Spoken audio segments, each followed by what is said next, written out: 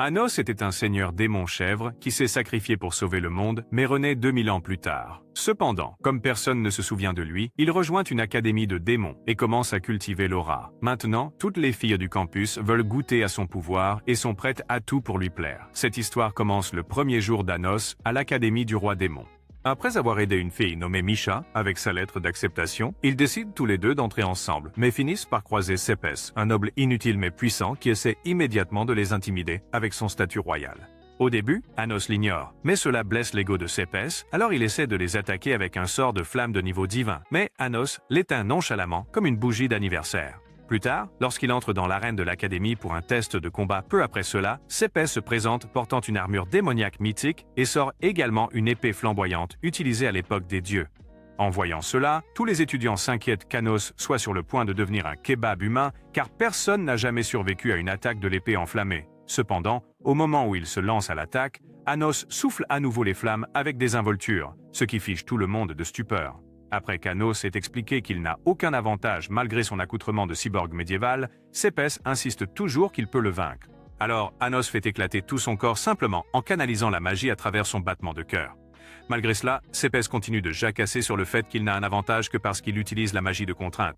Alors, Anos promet de le faire abandonner sans l'utiliser. D'un claquement de doigts, il réduit Sepes en une éclaboussure sanglante et le ressuscite instantanément comme si de rien n'était. Tandis que les autres étudiants se demandent comment un inconnu comme Anos peut utiliser la magie de résurrection, Sepes vérifie que son corps est vraiment intact. Anos crée ensuite un contrat pour sceller leur accord et continue de le faire exploser et de le ressusciter jusqu'à ce que Sepes admette sa défaite. Peu de temps après, lui et Misha arrivent dans la salle d'évaluation magique, et après qu'elle ait posé sa main sur le cristal et appris que son niveau de magie est élevé, Anos fait de même, mais le cristal se brise sous une simple fraction de ses pouvoirs. Ensuite, il lui propose de l'inviter à dîner chez lui, et après qu'elle accepte, il utilise la magie de téléportation pour rentrer, ce qui la surprend, car la magie de téléportation a été oubliée il y a des siècles. Une fois à l'intérieur, sa mère commence à s'extasier sur combien il est incroyable, et après que son père se joint à eux pour le dîner, ils supportent leur taquinerie constante pendant un moment avant de décider de raccompagner Misha chez elle. Cependant, en chemin, ils sont attaqués par Léorg, le frère aîné de Sepes, qui veut donner une leçon à Anos pour avoir contrarié la royauté. Il commence par fumer littéralement son propre frère pour avoir déshonoré leur famille, avant de se tourner vers Anos. Alors que lui et tous ses chevaliers sorciers se préparent à attaquer Anos avec un sort puissant, ses capacités écrasantes les font perdre le contrôle de leur magie et se faire exploser. Heureusement, Léorg survit. Alors Anos lui offre une seconde chance de bien agir avant de ressusciter Sepes en zombie surpuissant. Léorg refuse toujours de changer ses manières jusqu'à ce que Sepes s'approche suffisamment et le transforme également en barbecue humain mort-vivant. Anos détruit alors l'arène qu'ils ont invoquée et restaure leur corps avant de dire qu'il est le grand seigneur démon. En classe le lendemain, il se présente à nouveau comme le seigneur démon, mais tout le monde le regarde comme s'il était fou. Alors il prend une place à côté de Misha et demande pourquoi. Elle explique ensuite que le symbole sur chaque uniforme est utilisé pour classer la capacité magique de chaque élève. Et comme il est à un niveau que personne n'a jamais vu auparavant, elle explique ensuite que le symbole sur chaque uniforme est utilisé pour classer la capacité magique de chaque élève, et comme il est à un niveau que personne n'a jamais vu auparavant, ils pensent tous qu'il est un inadapté. Après qu'elle ait expliqué qu'être un inadapté signifie qu'il n'est même pas lié au grand seigneur démon, Anos est confus puisqu'il est le seigneur démon dont il parle. Alors il prend un moment pour réfléchir avant de demander à Misha de dire le nom du seigneur démon. Elle murmure le nom Avos d'Ilevia, surprenant Anos qui réalise immédiatement que ce type Avos se fait passer pour lui depuis des siècles. Il y a 2000 ans, le héros de l'humanité, Kanon, a finalement affronté Anos dans sa salle du trône pour ce qui devait être la bataille décisive sur le sort de l'humanité et des démons. Cependant, Kanon a été choqué quand Anos a soudainement admis être fatigué de l'effusion de sang sans fin et a proposé de donner sa vie pour assurer la paix dans tous les royaumes. Naturellement, Kanon a refusé de croire que le redouté seigneur démon pouvait même concevoir un tel plan. Mais après qu'Anos ait expliqué comment il allait séparer tous les royaumes pour de bon, Kanon a réalisé qu'il était vraiment fatigué de la guerre et a accepté de le soutenir. L'instant d'après, Anos a expulsé sa force vitale pour la combiner avec leur magie pour la séparation divine. Et après que Kanon l'ait poignardé pour extraire le reste de son énergie, ils se sont promis de devenir amis dans la prochaine vie. 2000 ans plus tard, Anos ouvrit de nouveau les yeux dans un monde nouveau et dit immédiatement à ses parents son nom pour éviter quelque chose de stupide comme le nom que vos parents vous ont donné. De retour en classe, il essaie de comprendre comment son nom a été changé dans les livres d'histoire, mais le professeur entre soudainement et leur demande de choisir des groupes pour une compétition par équipe qu'elle a prévue pour la semaine suivante. Elle leur montre ensuite un cercle magique transmis il y a 2000 ans par le Seigneur Démon pour les missions d'équipe avant de demander aux utilisateurs de magie puissants de se proposer comme chef de groupe. Cependant, lorsque Anos se propose, elle est répugnée et dit que seuls les royaux de sang pur sont assez forts pour diriger une équipe.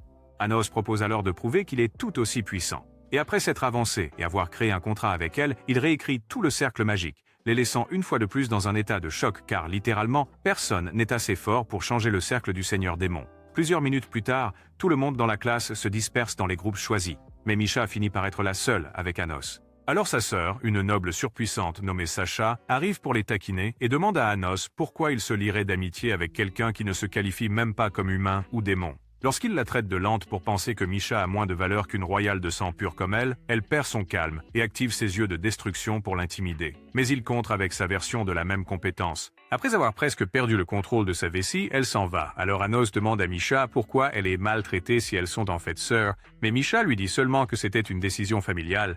Des heures plus tard, ils commencent tous les deux à rentrer chez eux, mais Sacha se présente pour défier Anos avec la prochaine compétition par équipe. Après avoir expliqué qu'elle répondra à tous ses souhaits s'il gagne, en disant qu'il doit devenir son esclave s'il perd, elle demande un contrat pour s'assurer qu'il ne puisse pas se rétracter. Alors il demande à Misha de s'en charger. Le jour du concours, une semaine plus tard, Sacha crée un château avec son équipe et élabore immédiatement une stratégie, tandis qu'Anos et Misha essaient de trouver un moyen de les prendre par surprise. Le moment suivant, Sacha voit que Misha a créé 3 châteaux. Elle ordonne donc à tout le monde dans l'équipe de se concentrer sur leur destruction jusqu'à ce qu'ils trouvent le vrai. Cependant, alors qu'ils se préparent à attaquer, l'un d'eux aperçoit Anos marchant tranquillement vers leur château et informe Sacha, qui leur dit alors de ne pas paniquer car il surestime évidemment ses capacités. En arrivant au château, Anos essaie de s'en emparer, mais la barrière érigée par Sacha arrête sa magie. Alors, il attrape tranquillement le château à main nue et le lance dans l'espace. Après avoir attrapé le château comme un ballon de plage, il commence à le faire tournoyer avant de le lancer à travers la forêt, ignorant complètement les lois de la gravité juste pour récolter de l'aura. Malgré cela, Sacha refuse d'abandonner et combine ses pouvoirs avec ceux de toute l'équipe pour créer un énorme canon blaster. Dès que leurs pouvoirs combinés atteignent le point de rupture, elle lance une boule de feu assez puissante pour effacer un pays entier. Mais Anos contre avec un sort d'attaque basique qui neutralise la boule de feu et anéantit complètement toute son équipe. N'ayant pas d'autre option, Sacha admet sa défaite, et après que Misha les ait rejoints, elle tient à contre-cœur sa promesse, en rejoignant le groupe. Plus tard, Anos les ramène toutes les deux à la maison pour le dîner et ses parents perdent à nouveau leur calme dès qu'ils présentent Sacha. Après avoir supporté l'interrogatoire habituel sur leur relation, ils décident de raccompagner les filles chez elles et s'enthousiasment de les voir se tenir la main comme de vraies sœurs. En arrivant à leur manoir familial, Misha entre à l'intérieur, mais Sacha reste en arrière pour le remercier et lui demande soudain de s'approcher. Il refuse immédiatement et dit qu'il ne prend pas d'ordre de la part de Salope. « Allez mec !» Alors elle le supplie avant de le surprendre avec un baiser. Quelques minutes avant cela, Sacha a demandé à Misha si elle aimait Anos, et après l'avoir admis, elle a posé à Sacha exactement la même question. Mais Sacha a nié avoir des sentiments pour lui et a dit qu'elle était seulement excitée d'être enfin avec quelqu'un qui ne trouve pas ses yeux de destruction menaçants. Elle s'est ensuite rappelé que Misha était en fait la première à accepter ses yeux, et après s'être excusée pour sa récente cruauté, elles ont partagé un câlin passionné. En classe plusieurs jours plus tard, Sacha s'assoit à côté de lui et demande si ses anciens coéquipiers peuvent se joindre. Mais il lui dit de ne pas se donner la peine de les inviter, car il a déjà dit non lorsqu'ils l'ont approché plus tôt. Après que Sacha explique qu'ils ont besoin de plus de personnes pour le test à venir, Amelia leur dit de se calmer, car l'un des 7 empereurs démons donnera le premier cours. En entendant cela, Anos demande à Sacha des détails. Et après qu'elle explique que les empereurs sont des subordonnés directs du grand seigneur démon, il se souvient les avoir créés et se sent optimiste, car ils devraient tous se souvenir de lui. Le moment suivant, Amelia l'avertit d'agir en conséquence. Mais lorsque Lord Ivis finit par apparaître, Anos l'interpelle avec désinvolture comme s'ils étaient des amis d'université. Il prétend ensuite être son maître d'il y a 2000 ans. Mais Ivis explique qu'il a en fait perdu ses souvenirs de cette époque. Alors Anos le saisit soudainement par le visage pour le restaurer. En voyant cela, Amelia et toute la classe se fichent d'horreur, s'attendant à ce qu'Ivis l'envoie chez le faucheur. Mais Ivis demande à discuter plus tard et continue de donner le cours comme si de rien n'était. Ensuite, ils se rencontrent dans le couloir. Et après avoir admis que sa capacité à remonter le temps de 2000 ans prouve qu'il sait quelque chose, Ivis refuse toujours de croire qu'Anos est le véritable seigneur démon. Cependant, il décide de rester neutre, car celui qui a effacé ses souvenirs les a probablement aussi altérés.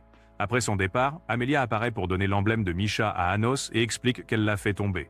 Alors, il la porte à elle dans la cour et remarque que Sacha s'énerve contre ses anciens coéquipiers pour avoir mal parlé de Misha. Quelques jours plus tard, toute la classe se rend dans un château ancien. Et après qu'Amelia ait expliqué qu'il concourt pour des points en collectant des artefacts puissants, Sacha essaie de faire avancer Anos et Misha plus rapidement, car ils sont déjà désavantagés par le nombre. Cependant, Anos lui dit de ne pas s'inquiéter car il peut obtenir le sceptre du seigneur démon depuis l'autel sacré. Sacha lui dit alors d'arrêter de plaisanter, car même les professeurs les plus forts n'ont jamais pu accéder à l'autel. Après lui avoir rappelé que le château appartient au grand seigneur démon, qui se trouve être lui, il les conduit à un passage secret et traverse tranquillement les murs de briques renforcés. Quelques instants plus tard, ils arrivent à l'autel, et tandis que Sacha se précipite avec enthousiasme vers le sceptre, Anos emmène Misha dans son placard rempli d'artefacts magiques, car elle a demandé de l'aide pour obtenir un cadeau d'anniversaire pour Sacha. Après qu'elle ait choisi une robe imprégnée de magie ancienne et extrêmement puissante, ils retournent à l'hôtel. Et après avoir pris la robe et l'avoir remerciée, Sacha demande de l'intimité pour l'essayer. Alors Anos retourne au placard.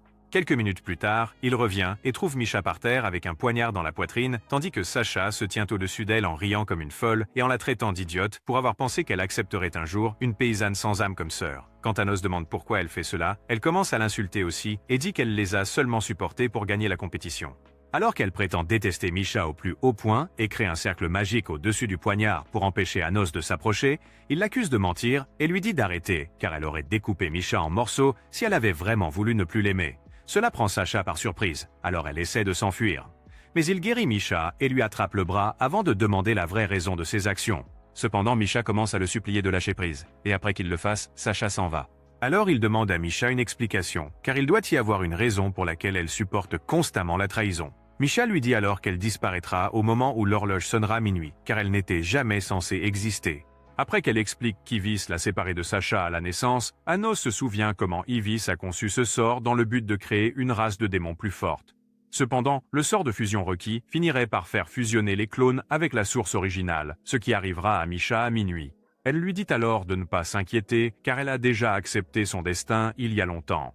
Le fait que les gens l'aient toujours traitée comme une poupée vivante et ait évité toute conversation a rendu facile pour elle d'accepter la fusion, car cela rendrait Sacha beaucoup plus forte. Cependant, alors qu'elle commence à le remercier d'être le seul à lui parler, il la serre fort dans ses bras et dit qu'il ne comprend pas le mot impossible. Après avoir également promis d'exaucer n'importe quel souhait qu'elle a, elle demande une chance de se réconcilier avec Sacha. Quelques instants plus tard, il l'empêche de quitter le château. Et quand elle demande pourquoi, Misha demande si elle la déteste vraiment. Tout à coup, Sacha demande à Anos un autre duel et promet de répondre à Misha s'il parvient à contrôler son cercle magique, tandis qu'il devra obéir à tous ses ordres si elle gagne.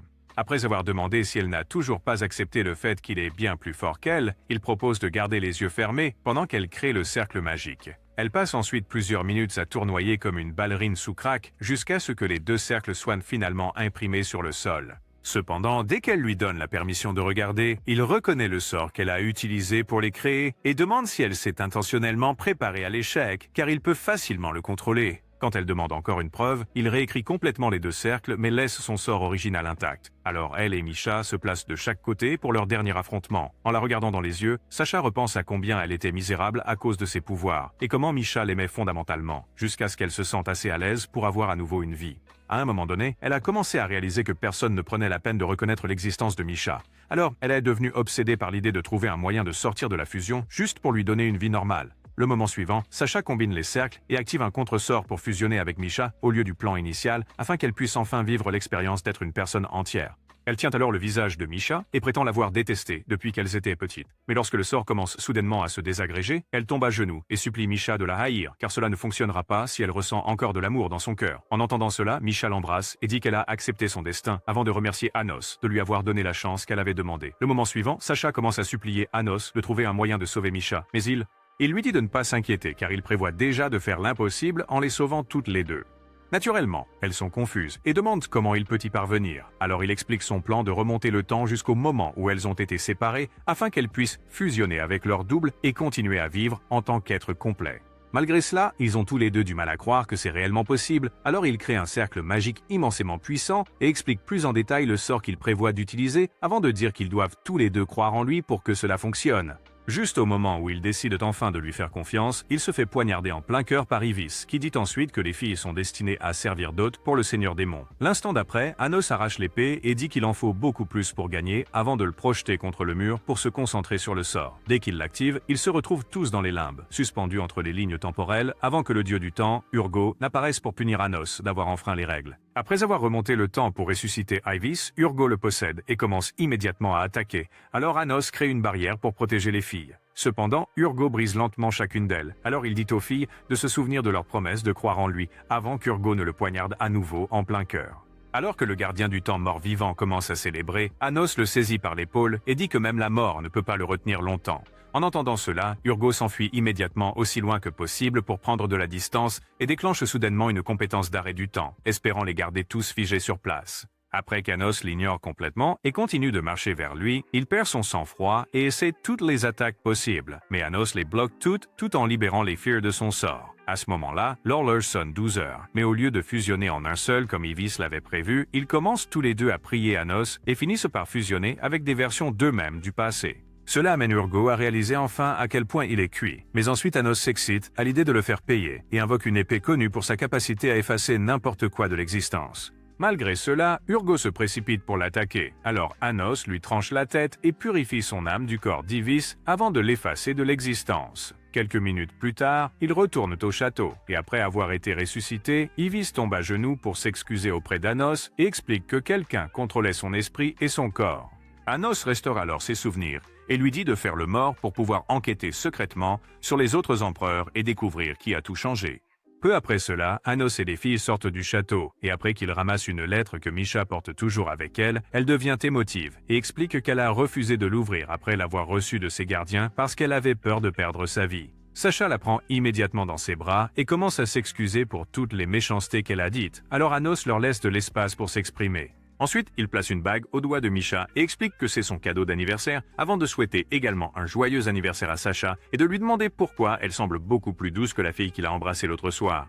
Dès que Misha demande de quoi il parle, elle explique que c'était juste un baiser entre amis. Mais Anos continue de la taquiner à ce sujet. Pendant l'une des grandes guerres, à l'époque où Anos était encore le seigneur démon, un métamorphe surpuissant nommé l'Oignon a détruit à lui seul toute son armée en quelques secondes. Alors il a ordonné à son bras droit, Shin, de s'en occuper et a promis de lui donner tout ce qu'il souhaitait en récompense. Après l'avoir vaincu avec succès, Shin a demandé la permission de se réincarner en tant que son bras droit dans une autre vie. Mais Anos lui a rappelé que la réincarnation était un point faible pour lui, ce qui signifiait qu'il recommencerait sans aucun souvenir, ni compétence de sa vie précédente. Malgré cela, Shin le voulait toujours, alors Anos a exaucé son souhait avant que Kanon n'apparaisse pour un autre de leurs duels épiques. De retour au temps présent, il vient d'entrer en classe avec Misha et Sacha, qui expriment ensuite à quel point elle est heureuse d'entendre Amelia leur attribuer la note parfaite pour avoir trouvé le sceptre du seigneur démon. Le moment suivant, Amelia entre et les informe de l'arrivée d'un étudiant transféré, largement considéré comme le plus grand épéiste magique, avant de dire à Anos et à sa bande de paysans de bien se comporter lorsque l'étudiant arrivera. Elle affirme ensuite que le sceptre a été volé avant qu'elle ne puisse l'évaluer et propose de donner à leur groupe 70 points, pendant que l'Académie mène une enquête. Sacha refuse immédiatement de l'accepter, mais Amelia explique qu'elle ne peut rien y faire. Après qu'un autre élève se lève pour les défendre, un figurant sans valeur commence à dire à ses copains qu'ils ont probablement volé le sceptre parce qu'ils savaient qu'il était sans valeur. Le moment suivant, Anos s'approche de lui et sort le sceptre d'une dimension de poche dans son uniforme avant de dire à Amelia de faire un meilleur travail la prochaine fois qu'elle voudra les piéger. Après les cours, la fille de tout à l'heure aperçoit Anos dans le couloir et se précipite pour le remercier d'avoir défendu Amelia. Lorsqu'il lui demande si elle fait partie des unitariens dont il entend souvent parler, elle s'enthousiasme pour expliquer le but de son club, mais Sacha l'arrête immédiatement pour qu'elle ne s'approche pas trop. Après s'être excusée, Misa explique qu'ils veulent seulement créer un monde où les démons purs et métis peuvent vivre ensemble, alors Anos décide de visiter le club. Quelques minutes plus tard, ils arrivent dans un grand complexe rempli de tours utilisés pour divers clubs. Mais dès qu'Anos entre dans le club unitarien, toutes les filles présentes perdent la tête et s'évanouissent, tandis qu'il continue de faire fondre leur cerveau avec son aura. Sacha décide de jeter un coup d'œil et manque de s'évanouir, dès qu'elle trouve un livre rempli de dessins de son démon, Sausage. Après avoir expliqué comment ils fonctionnent et consacrent leurs heures après l'école à s'extasier devant ces photos, Misa les emmène voir une épée spéciale offerte par son père, qu'il a abandonnée à la naissance parce qu'elle est une métisse. Elle explique ensuite que la décision de son père de garder la seconde moitié de l'épée a alimenté son obsession pour l'unité avant de demander à Anos la permission de servir comme sa subordonnée. Après y avoir réfléchi, il accepte mais dit qu'ils doivent prouver leur engagement envers sa cause. Tôt le lendemain, ils sont tous envoyés à la reine pour un test de force où ils doivent extraire des versions démoniaques d'Excalibur. Alors qu'ils luttent tous pour en sortir ne serait-ce qu'une, deux puissants démons, nommés Gaios et Idol, se présentent pour se battre avec quiconque parvient à sortir une épée. Juste à ce moment-là, Anos arrive pour taquiner Sacha sur sa faiblesse à tirer une épée, et après qu'elle lui ait retourné la situation, puisqu'il n'a pas non plus tiré l'une des épées, il utilise la télékinésie pour en arracher une. En voyant cela, Idol et Gaios le défient en duel. Mais ensuite, ils remarquent tous l'étudiante d'échange, Amelia, mentionnée en train d'agiter nonchalamment l'épée la plus puissante dans l'arène. Quand Idol et Gaios décident de le défier à la place, Lei refuse, disant qu'il est trop ennuyé pour se battre. Mais il s'énerve et se précipite soudainement vers lui. En quelques secondes, ils sont tous les deux mis à terre, tandis que Lei ne transpire même pas et décide de partir pour le cours suivant. Quelques minutes plus tard en classe, il s'approche d'Anos et demande à rejoindre son groupe, mais ensuite, Amelia lui rappelle qu'Anos est un inadapté et explique à quel point il serait irrespectueux pour un noble de pure souche de travailler sous ses ordres. Malgré cela, Lei insiste pour rejoindre son groupe et dit qu'il préfère être commandé par un être manifestement supérieur. Alors Anos loue son esprit, mais dit qu'il doit mériter le droit de les rejoindre. Après que Lei accepte de faire tout ce qu'il faut, Anos lui dit de faire équipe avec Misa et ses filles pour le vaincre lors du prochain concours par équipe. Quelques jours plus tard, ils se retrouvent tous dans une forêt voisine pour le concours. Alors Lei dit à Misa et ses filles de prendre les choses à la légère, car il n'est pas du genre à diriger. Mais cela les surprend tous. Alors Misa demande pourquoi il leur facilite la tâche, malgré le fait qu'il soit des sans-mêlés. Il explique ensuite à quel point il déteste ces termes et affirme en outre qu'il a longtemps pensé que le Seigneur Démon dont on leur a parlé est d'une imposture.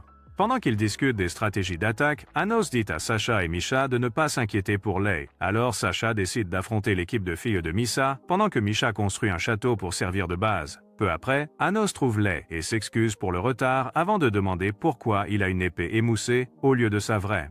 Lei explique alors qu'il l'a donnée à Misa avant qu'un golem de terre géant n'apparaisse soudainement et commence à attaquer Sacha. Après avoir réalisé qu'il a donné un peu de sa magie aux filles de Misa, Anos félicite encore Lei et attrape une branche d'arbre pour l'utiliser comme épée de fortune. Alors qu'ils commencent à se battre, Sacha et Misha se retrouvent entourés par Misa et ses filles. Mais alors qu'ils se préparent à les achever, Sacha rappelle à Misha un sort puissant transmis dans leur famille avant d'activer le cercle magique avec elle. Le moment suivant, ils fusionnent leurs plus puissantes décharges en une tornade enflammée qui envoie Misa et ses filles voler à travers la forêt. Ils essaient ensuite de célébrer, mais Anos est là et commencent à détruire toute la forêt avec leurs attaques et affirment que ce ne sera pas un problème puisque la forêt a suffisamment d'énergie magique pour se réparer. Après quelques minutes supplémentaires à libérer assez de puissance pour détruire une nation et en souriant à chaque coup, Anos finit par surpasser Lei mais accepte tout de même de le laisser rejoindre le club. Lei demande alors s'ils se connaissent parce qu'il n'a pas pu se défaire de cette impression pendant le combat.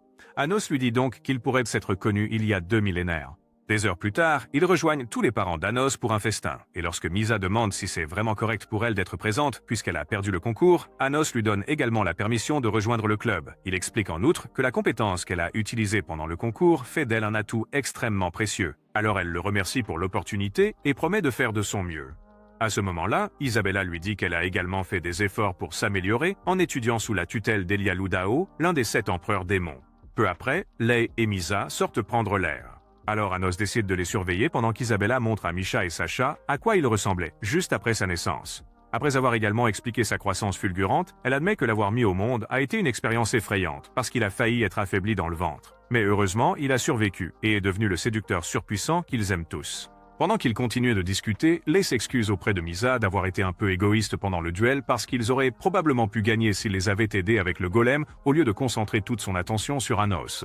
Après avoir dit qu'elle n'y voit pas d'inconvénient, Misa demande à nouveau pourquoi il lui parle si naturellement, ignorant complètement le fait qu'elle est un hybride mi-démon, mi-esprit. En entendant cela, Lei explique que tout ce qui lui importe vraiment, c'est son épée, et lui rappelle qu'il n'a jamais été du genre à juger une personne par le statut dans lequel elle est née. Lorsqu'elle lui demande soudainement de rejoindre leur club unitaire, il promet de prendre le temps d'y réfléchir avant de dire qu'elle est très spéciale parce que les hybrides mi-esprit, mi-démon perdent généralement la vie après avoir utilisé un sort puissant.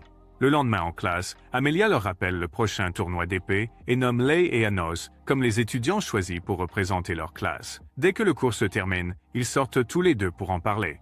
Et après qu'Anos dit qu'il n'y a pas moyen qu'il le laisse participer sans une arrière-pensée, Misa arrive en disant qu'un des empereurs démons l'attend dans la salle du club. Quelques instants plus tard, ils entrent dans la salle du club et voient Baron, qui tombe alors à genoux en larmes et dit à Anos combien de temps il a attendu pour le voir. Anos est surpris par cela puisque tout le monde semble avoir oublié qui il est. Alors Baron explique que sa source magique ne pourrait jamais oublier celui qui l'a créé. Il explique en outre comment il s'est réveillé sans aucun de ses souvenirs peu de temps après qu'Anos se soit sacrifié pour séparer les royaumes. Comme il était piégé dans un autre royaume avec peu ou pas de magie, il a passé plus d'un siècle à devenir assez fort pour traverser dans le royaume humain.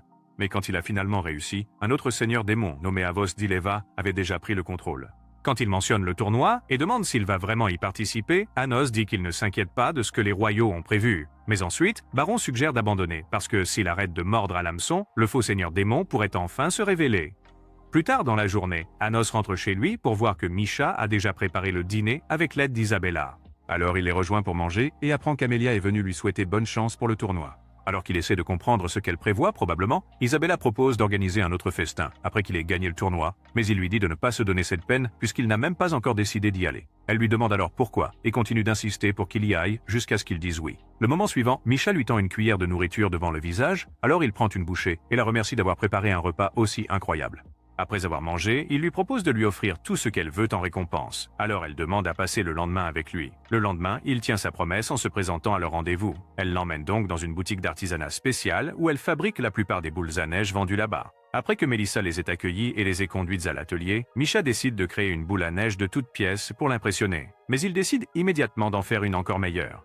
Quelques instants plus tard, Melissa entre et se précipite immédiatement vers leur table parce qu'Anos vient de sculpter un globe qui devrait prendre même à un professionnel quelques années à réaliser. Elle propose immédiatement de vendre toute la boutique juste pour l'acheter, mais il refuse et explique qu'il a déjà des projets pour cela avant de le prendre et de partir avec Misha. Quelques minutes plus tard, sur un banc, il le transforme en bague et la place sur son doigt pour qu'elle puisse le regarder quand elle le souhaite.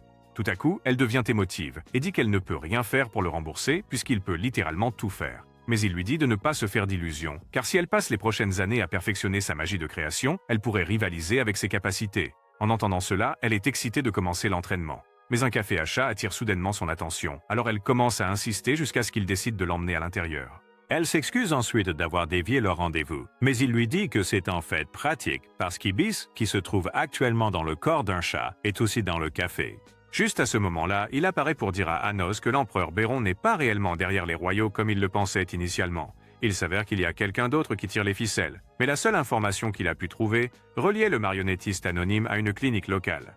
Après lui avoir dit de continuer à enquêter, Anos emmène Misha pour vérifier la clinique. Melee apparaît soudainement et explique que sa mère reçoit un traitement à l'intérieur.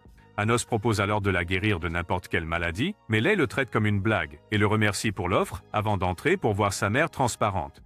Le lendemain, le tournoi commence enfin, alors Isabella vient lui souhaiter bonne chance. Mais après avoir presque parlé d'une épée que Guster essayait d'obtenir pour lui, elle s'enfuit. Avi arrive alors pour discuter, donc Anos sort avec lui et apprend que Gaios et Yvol tirent les ficelles. Avi lui dit aussi que la mère de Lei souffre de la maladie des esprits, une maladie ultra rare qui n'existait pas il y a 2000 ans. Quelques minutes plus tard, un puissant épéiste royal nommé Krut entre dans l'arène pour le premier match, et la foule s'emballe car il est en fait le champion en titre. Après qu'Anos soit appelé à l'affronter, tous les royaux commencent à s'indigner en disant qu'il ne devrait même pas avoir la chance de combattre Krut. Anos commence également à avoir des doutes car le combat est évidemment une sorte de piège, mais ensuite Isabella commence soudainement à crier que son fils roturier peut aussi devenir un seigneur démon.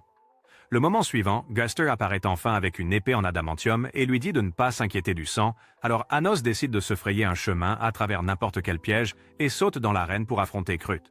Après avoir promis de le vaincre en 60 secondes, Anos commence à esquiver chaque attaque juste pour se moquer de lui et attend que ses poumons commencent à lâcher avant de lancer sa propre attaque qui laisse Guster saigner par des trous dont il ignorait l'existence. Alors qu'Anos commence à rentrer, les filles de Misa continuent de chanter ses louanges, tandis qu'Amelia perd la tête et décide de le faire payer pour avoir humilié son frère.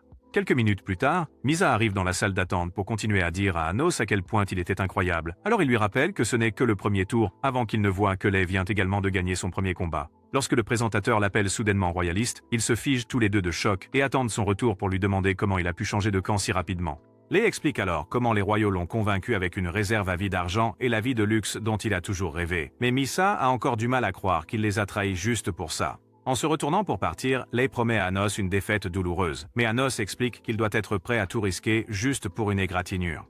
L'instant d'après, ils se retournent l'un contre l'autre. Et tandis que Lay parvient à érafler son bras, Anos manque de lui arracher le cœur, mais l'épargne puisqu'ils se retrouveront lors du match final.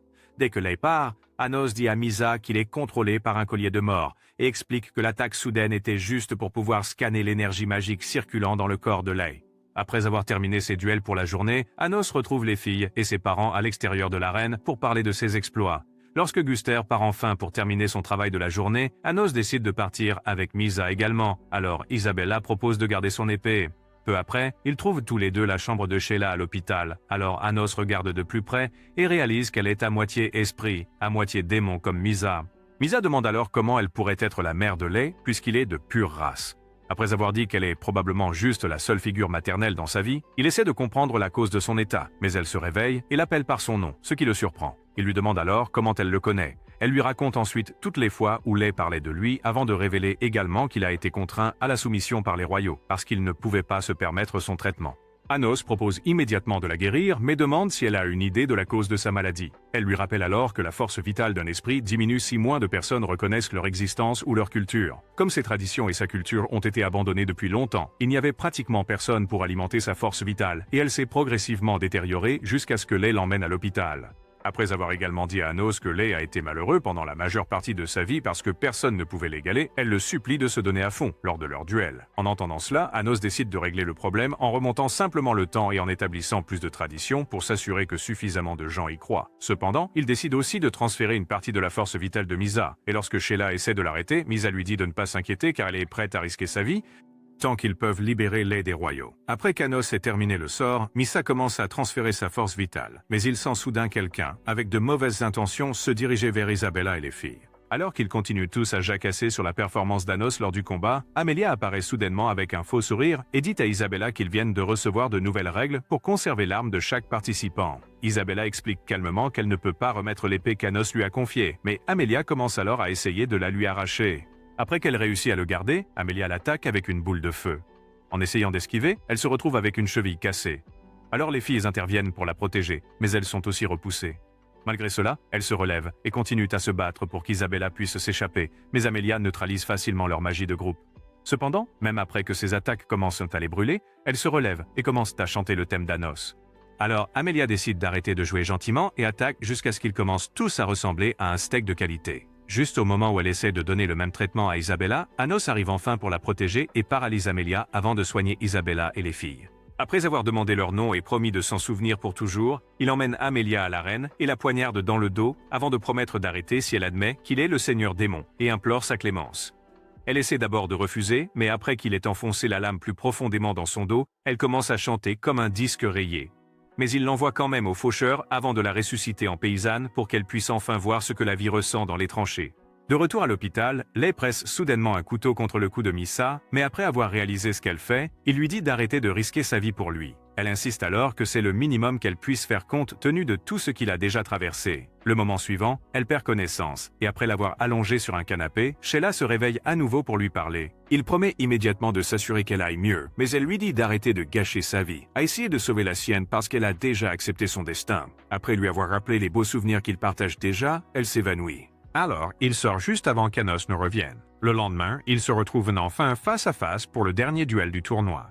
Alors que tout le monde commence à acclamer le combat, il se retrouve soudainement forcé de porter des bracelets anti-magie, mais seul celui au poignet d'Anos semble fonctionner. À ce moment-là, le hibou de surveillance lui dit de rester assis et de laisser Lay gagner, parce que s'il parvient à gagner, le collier de contrat autour de la source magique de Lay se resserrera, lui faisant perdre la vie avant que sa mère ne soit également retirée du support vital.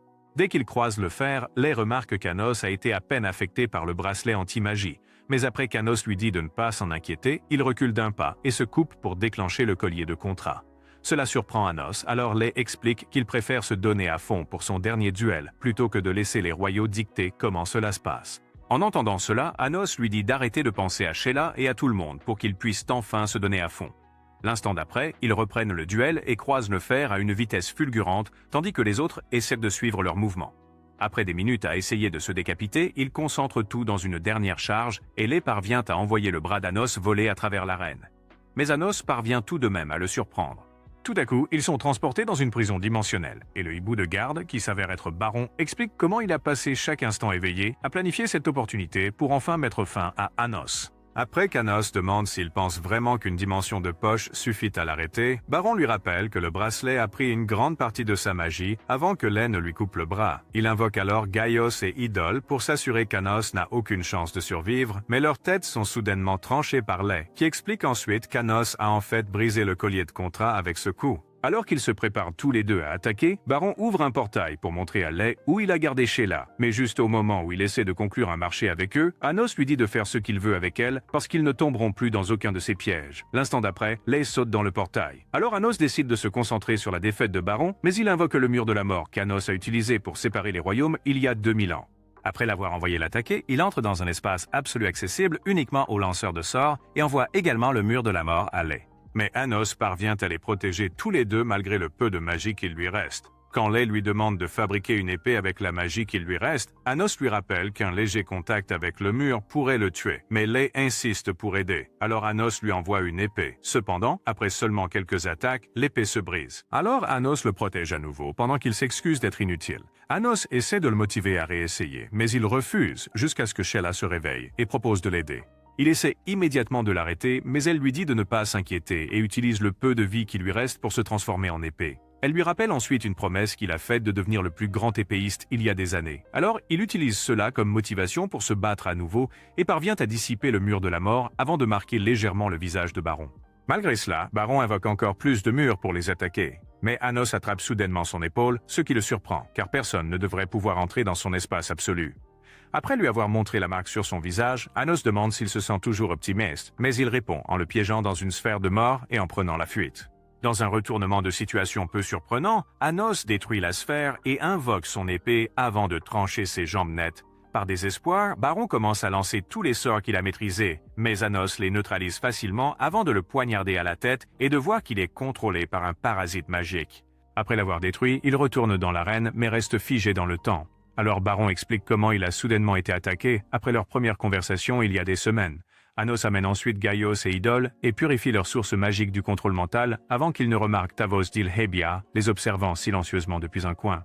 Après son départ, Anos dit à Baron de se concentrer sur la résurrection de Gaios et Idol. Il sort alors et dissipe le sort d'arrêt du temps. En voyant Lei étendue sur le sol, les juges annoncent qu'Anos est le gagnant. Et après avoir fait un discours sur la puissance des épées, il remercie Guster pour avoir fabriqué la sienne, avant de remarquer que Lei est en larmes et lui dit de ne pas s'inquiéter pour Sheila. L'instant suivant, Sheila est ressuscitée, et après avoir couru pour la serrer dans ses bras, Lei demande comment c'est possible. Alors, Anos rappelle ainsi que sa véritable forme dans le monde des esprits est une épée. Il explique en outre que le discours qu'il a prononcé visait à raviver la croyance des gens dans les épées, ce qui a permis à Sheila de revenir. Sacha sort alors pour lui remettre un prix, mais il ignore l'épée et demande un baiser. Elle lui en donne donc un à contre-cœur sur la joue avant de s'enfuir pour cacher sa gêne. En sortant, Anos croise Misha, qui lui demande s'il a apprécié le duel puisqu'il sourit depuis tout ce temps.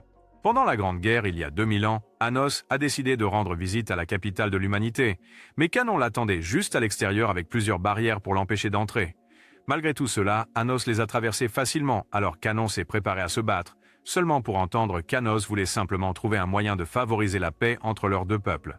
Juste au moment où Canon a décidé de l'écouter, un autre guerrier humain nommé Yurga a chargé vers Anos, alors il a utilisé une barrière pour le retenir. Cependant, après que certains soldats humains ont partagé leur magie avec Yurga, il a réussi à franchir la barrière et a promis de renvoyer Anos à son peuple dans un sac mortuaire. L'instant suivant, Anos a enfoncé un bras dans sa poitrine et a attendu qu'il tombe avant de dire à Canon de venir le voir quand ils en auraient assez de tous ces combats. Dès qu'il est parti, Canon s'est précipité vers Yurga et a demandé si le sang était vraiment la seule solution. Alors Yurga lui a rappelé tous les gens qui ont perdu la vie en combattant les démons avant de dire que la guerre ne peut pas se terminer sans la mort d'Anos. De retour au présent, Sacha est sur le point de partir à l'école, mais elle voit Anos et Misha marcher ensemble et demande pourquoi ils l'ont laissé tomber. Après que Misha explique qu'elle apprenait à cuisiner pour sa mère, elle se fâche, mais Misha affirme aussi qu'elle a passé des éons à essayer de la réveiller. Quelques minutes plus tard, ils arrivent en classe et rencontrent Menou, le nouveau professeur qui remplace Emilia. Alors qu'ils bavardent tous sur ce qui est arrivé à Emilia, Menou leur parle d'un événement interacadémique qui aura lieu dans 3 semaines, où des représentants sélectionnés feront un voyage à l'Académie des héros dans le royaume humain. Une fois de plus, ils commencent tous à bavarder car ils n'ont jamais vu le royaume humain.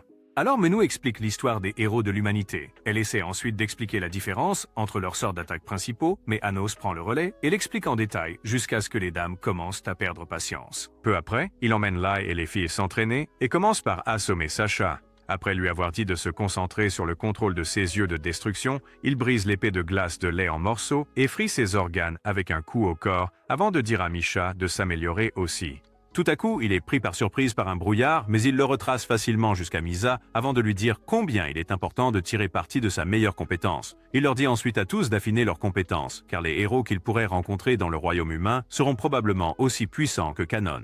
Plus tard dans la journée, il rencontre Baron qui lui dit que Gaios et Idol ont été ressuscités avant de l'avertir au sujet de l'Académie des héros, car ils ont formé des réincarnations de Kanon pour une raison mystérieuse, malgré le fait qu'il n'y ait plus besoin de guerre. Peu après, Anos emmène Lei faire du shopping d'épées dans son placard à armes parce qu'il n'a pas pu rester tranquille sans une.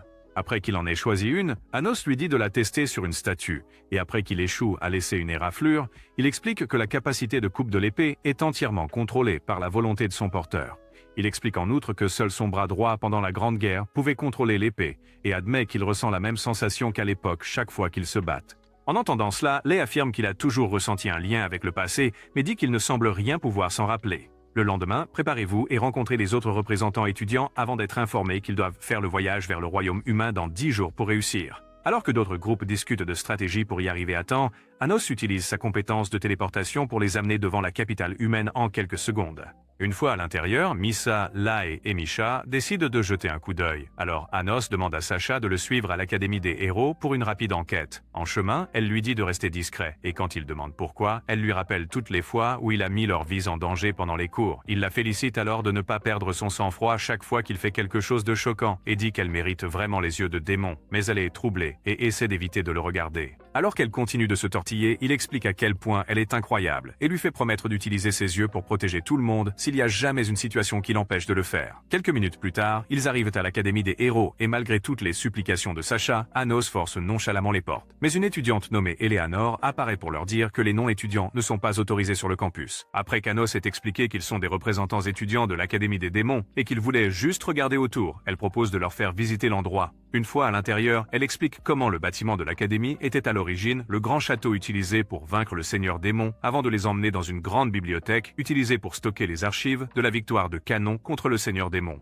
En entendant cela, Sasha perd son calme et essaie de lui dire que le Seigneur Démon s'est en fait sacrifié pour la paix. Mais Anos l'arrête et dit que les humains ont besoin de penser qu'ils ont gagné pour que la paix dure. Il demande ensuite à Eleanor si elle connaît le nom du Seigneur Démon. Et après qu'elle ait nommé Avos d'Ilevia, il demande à propos de la classe spéciale pour les réincarnations de Kanon, parce qu'il devrait savoir que leur histoire est un mensonge. Après qu'elle explique qu'il y a actuellement 4 réincarnations de Kanon, Sasha est confuse. Alors Anos explique qu'il avait 7 sources magiques, ce qui signifie qu'il pourrait avoir plusieurs réincarnations. Juste au moment où il lui dit que les réincarnations devraient se souvenir que Kanon n'a pas réellement vaincu le Seigneur Démon, l'une d'elles, nommée Ledriano, apparaît et dit à Anos d'accepter que le Seigneur Démon était un perdant faible qui est tombé sous l'épée de Kanon.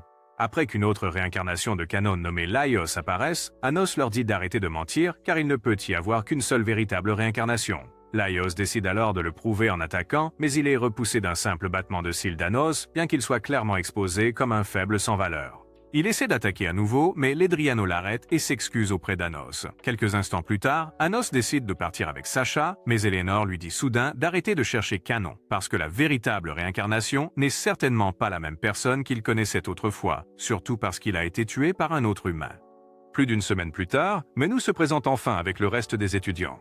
Alors Anos et les filles entrent pour la réunion de conférence. Cependant, quelques minutes après cela, ils tombent sur Rivest, un représentant de 3e année qui exige immédiatement de savoir comment ils sont arrivés là avant tout le monde. Il va jusqu'à accuser Anos de tricherie, mais Anos lui dit simplement d'être heureux qu'ils aient pu le faire en 2 jours, au lieu d'essayer d'éviter le fait qu'il est évidemment supérieur.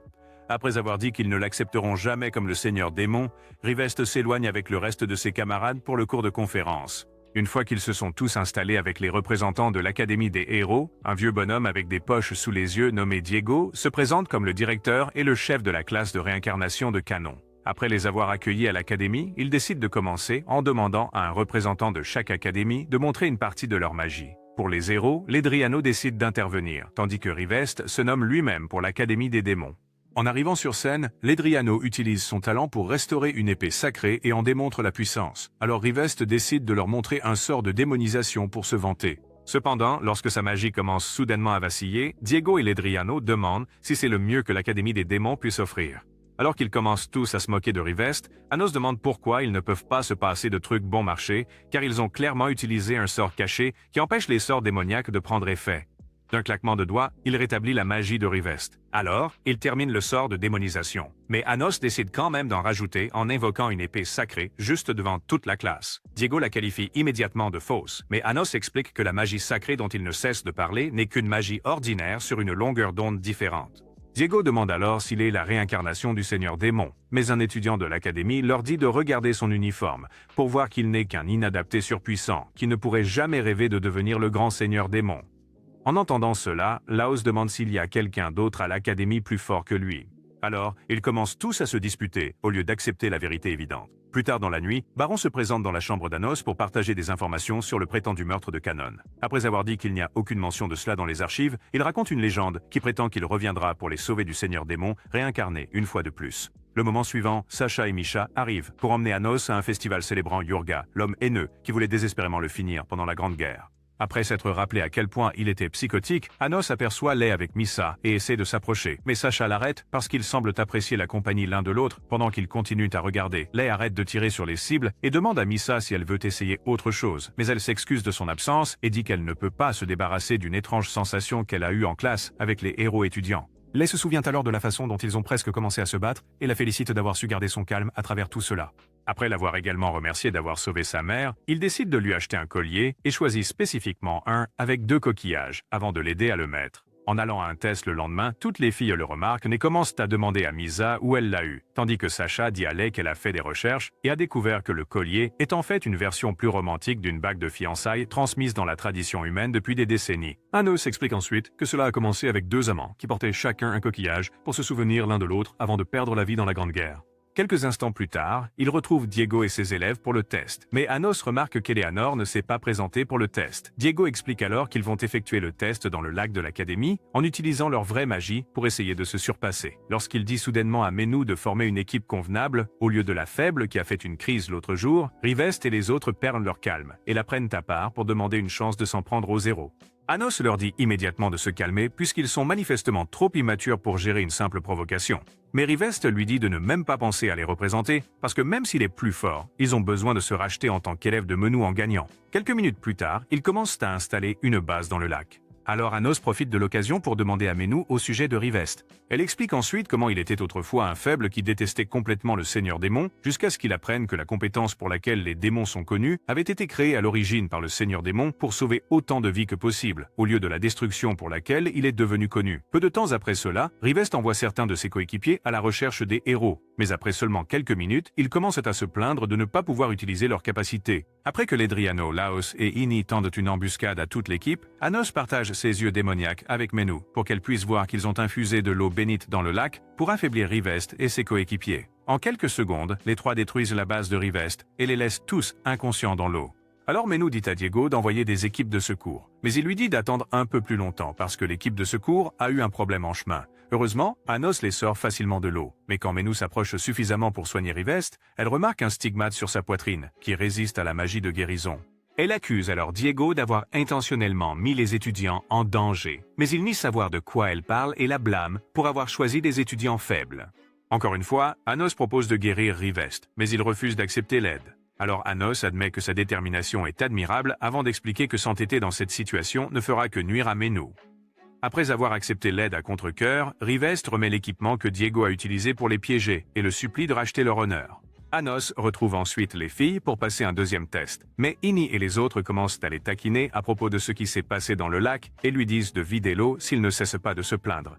L'instant d'après, Anos invoque une étoile de poche et assèche complètement le lac. Alors Diego décide d'annuler le test, mais Ledriano, Laos et Hani interviennent et lui disent de ne pas s'inquiéter car ils ont déjà gardé la dernière réincarnation de Canon en attente. Après s'être assuré qu'Anos est le seul dont ils doivent se préoccuper, ils activent une barrière pour recharger leur magie et se nourrissent de la haine d'une voix mystérieuse se faisant passer pour l'esprit de Kanon. Juste à ce moment-là, Anos se lasse d'attendre et décide d'attaquer avec un autre mini-soleil. Mais dès qu'ils touchent leur barrière, Zeshia s'envole et la détruit d'une seule attaque. Anno dit alors aux autres qu'entrer dans la barrière pourrait s'avérer difficile car elle pourrait facilement drainer toute leur magie en quelques secondes. Après que Misha propose de créer des châteaux à l'intérieur de la barrière pour maintenir leur magie stable, Anos promet de la protéger et utilise la magie de téléportation pour la transporter à l'intérieur avec lui. Dès que la barrière commence à drainer sa force vitale, il la recharge avec sa magie, alors elle commence à créer les châteaux. Mais ensuite, les Driano et les autres apparaissent pour l'arrêter. Après qu'Anos les ignore pour demander le nom de Zeshia, ils essaient de capturer Misha, mais il attrape toute leur chaîne et les fait exploser. Le moment suivant, Zeshia attaque, mais il se retrouve sans une seule égratignure, tandis qu'ils sont dispersés sur le fond du lac, tandis qu'Anos jette un coup d'œil autour et remarque qu'aucun d'eux n'est la source de la barrière.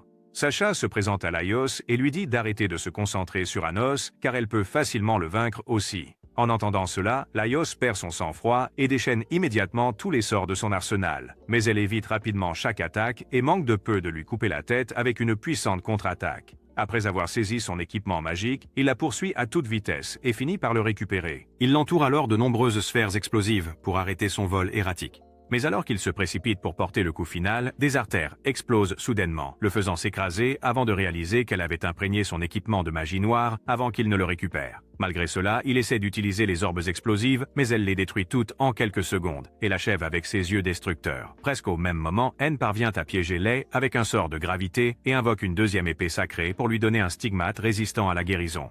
Mais Lei se libère facilement et tranche son bras net. Cela surprend le provocateur de petite taille, mais il reste confiant jusqu'à ce que Lei ramasse l'épée sacrée, ce qui devrait être impossible pour les démons. Anos est également choqué par cela, mais Ain est presque terrifié et commence à reculer tout en disant à Lei qu'il ne faisait que plaisanter. Après que Lei est découpé comme du foie taché, Anos dit à Ledriano d'arrêter de faire le mort. Alors il se relève et le félicite pour l'avoir remarqué. Il promet ensuite à Anos un match équitable, mais donne soudainement à Zeshia le signal d'attaquer. Cependant, Anos évite facilement leurs attaques et projette Zeshia au sol. Alors Ledriano lui dit de se retirer pour qu'il puisse se déguiser. Le moment suivant, ils commencent à absorber la magie de tous les autres étudiants de l'académie et des citoyens ordinaires, et deviennent soudainement 10 fois plus forts qu'avant.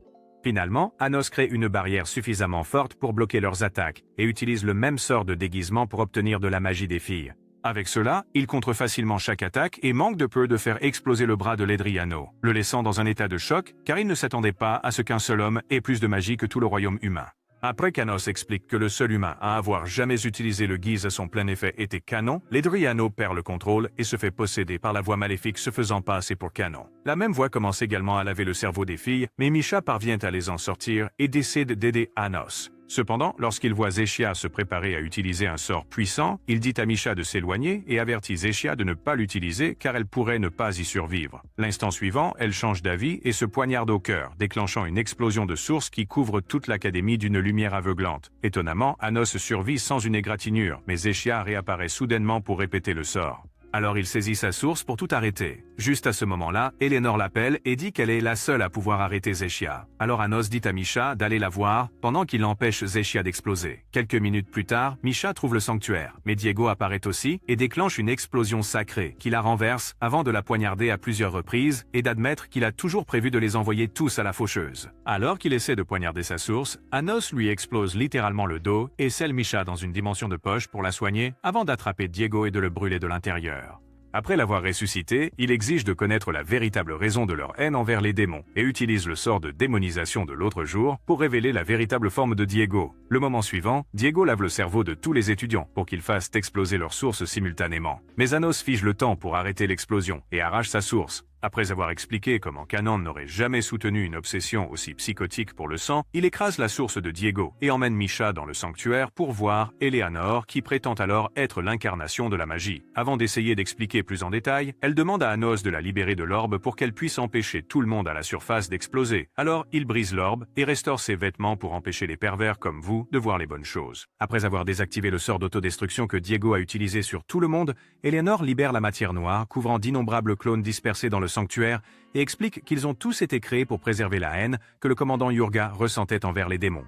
En réalisant que c'est la raison pour laquelle Zeshia a refait surface après avoir littéralement explosé en néant, Anos demande comment Yurga a réussi à le faire. Alors elle décide de lui montrer un fragment de mémoire de sa source magique originale. À l'époque, Canon venait de revenir après avoir aidé Anos à se sacrifier, et après avoir appris les plans de Yurga pour détruire tous les démons, il s'y est opposé et s'est retrouvé avec une épée dans le ventre. Après cette trahison douloureuse, Canon n'a jamais été vu ni entendu, car il a apparemment suspendu sa propre réincarnation, juste pour éviter de revenir en tant qu'humain.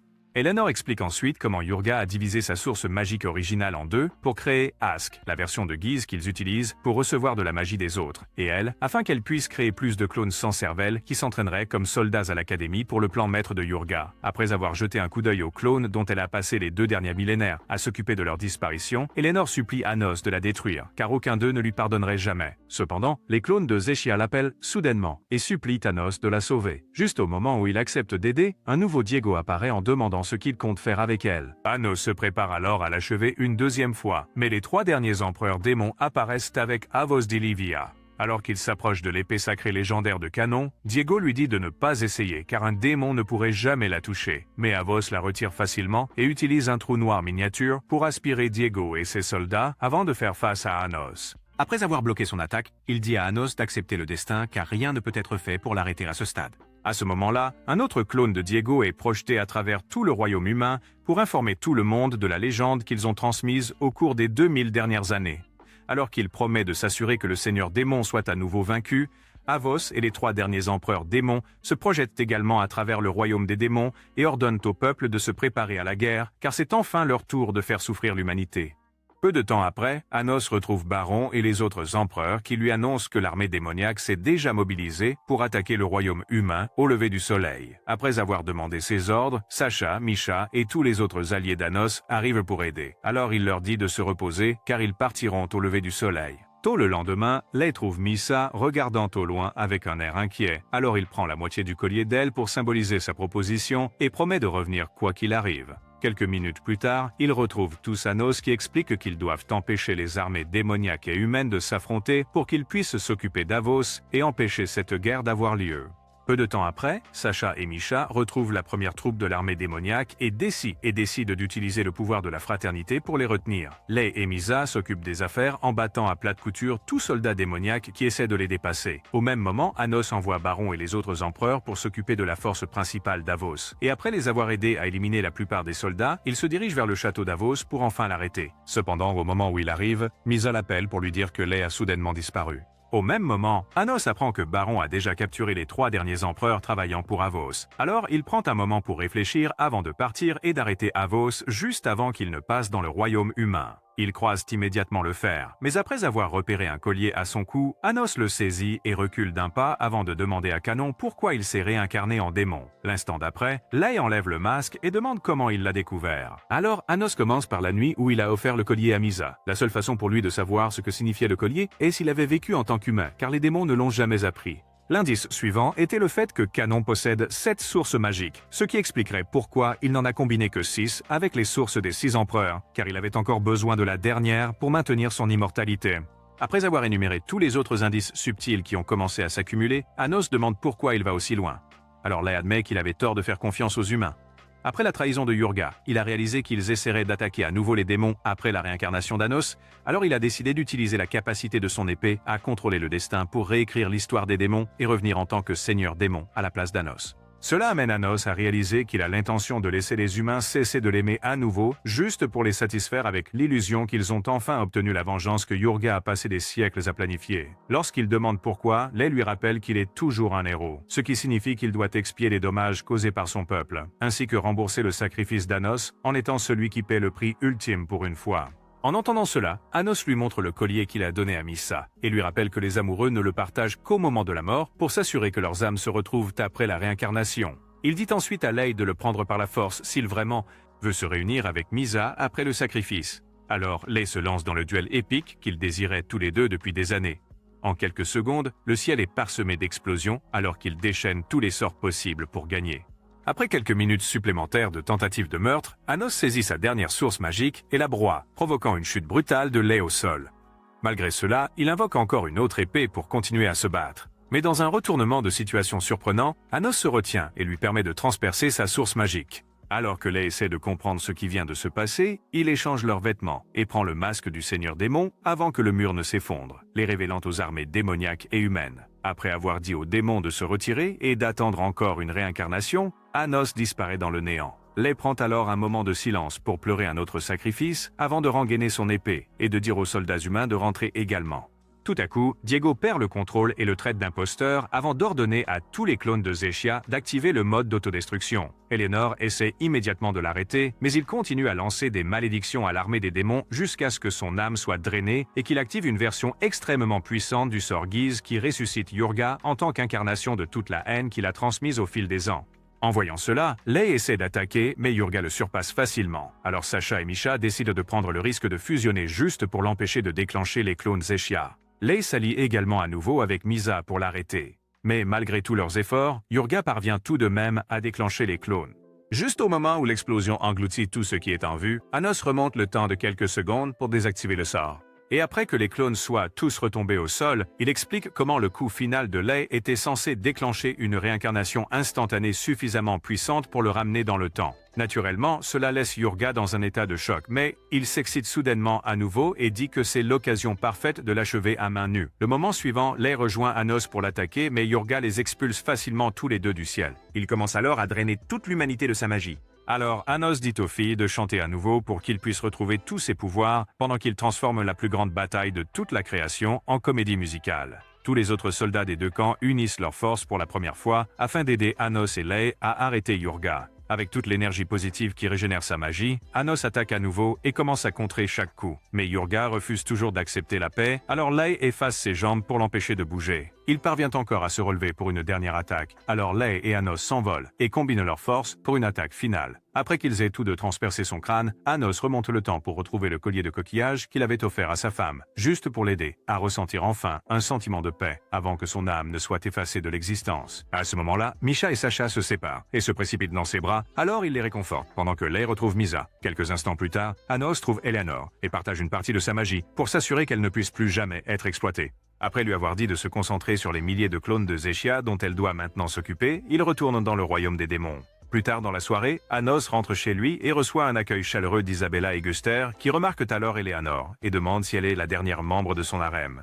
En entendant cela, Sasha plaisante sur le fait qu'il pourrait penser que ces clones sont leur progéniture, mais Guster et Isabella prennent cela un peu trop au sérieux et deviennent convaincus qu'Anos l'a transformé en machine à reproduction. Puisque tout le monde s'est réincarné, qu'est-il arrivé au bras droit d'Anos et va-t-il enfin avoir assez de temps pour écraser les jumelles? Commentez la partie 2 pour le découvrir.